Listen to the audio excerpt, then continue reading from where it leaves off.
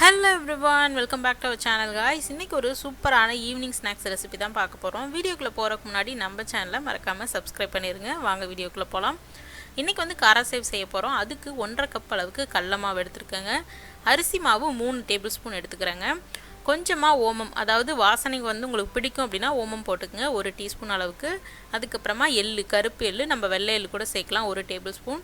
எண்ணெய் அல்லது வெண்ணெய் சூடு பண்ணி நம்ம சேர்த்திக்கலாம் 2 டேபிள்ஸ்பூன். தேவையான அளவு உப்பு, அதுக்கப்புறமா சில்லி பவுடர், அதுக்கப்புறமா கொஞ்சமாக பெருங்காயம் சேர்த்துக்கலாங்க. இப்போ வந்து இது எல்லாத்தையும் நல்லா மிக்ஸ் பண்ணி விட்டுறலாம். தண்ணி சேர்க்கறதுக்கு முன்னாடி நம்ம இதை மிக்ஸ் பண்ணணுங்க. அப்போ தான் வந்து காரமும் உப்பும் எல்லா சைடும் ஈவனாக இருக்கும். அதுக்கப்புறமா நம்ம இப்படி பிடிச்சோம் அப்படின்னா அந்த ஷேப் வந்து அப்படியே இருக்கணும். அதுதான் கரெக்டான பதம். நல்லா மிக்ஸ் பண்ணி விட்டதுக்கப்புறமா கொஞ்சம் கொஞ்சமாக தண்ணி சேர்த்துக்கலாங்க. எப்போவுமே தண்ணி வந்து ஒரேடியாக சேர்த்தோம் அப்படின்னா தண்ணி வந்து எக்ஸ்ட்ரா போயிடுச்சுன்னா மாவோட பதம் வந்து நல்லா இருக்காது.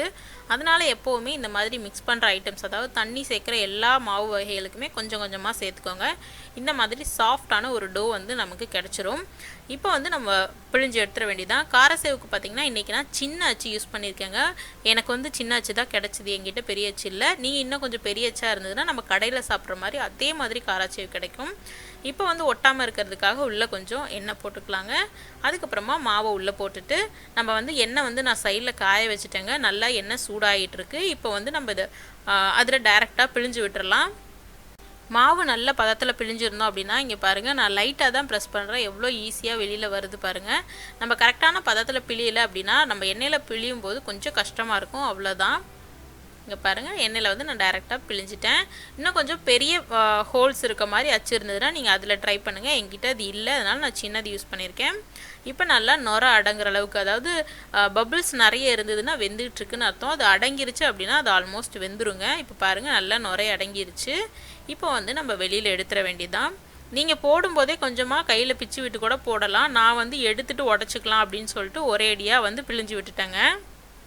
அவ்வளோதாங்க. இதே மாதிரியே மீதி இருக்க எல்லாத்தையும் நம்ம வந்து பொரிச்சு எடுத்துக்கலாம்.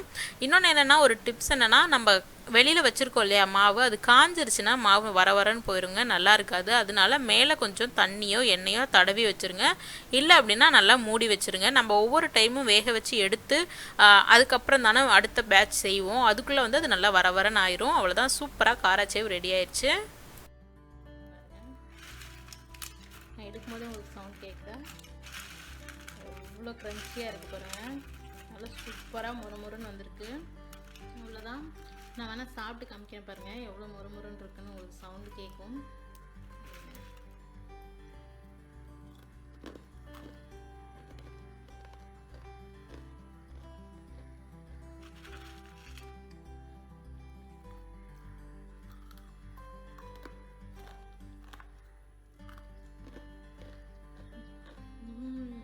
சூப்பராக இருக்குது. இதை கண்டிப்பாக வீட்டில் ட்ரை பண்ணி பாருங்கள். இந்த தீபாவளிக்கு இது செஞ்சு பார்த்துட்டு எப்படி இருக்குன்னு உங்கள் ஃபீட்பேக்ஸை எனக்கு கமெண்ட்ஸில் சொல்லுங்கள். நான் என்ன சாப்பிட்டு முடிக்கல. ஓகே கைஸ், உங்கள் எல்லாரையும் இன்னொரு வீடியோவில் சந்திக்கிறேன். Until then, bye bye, take care.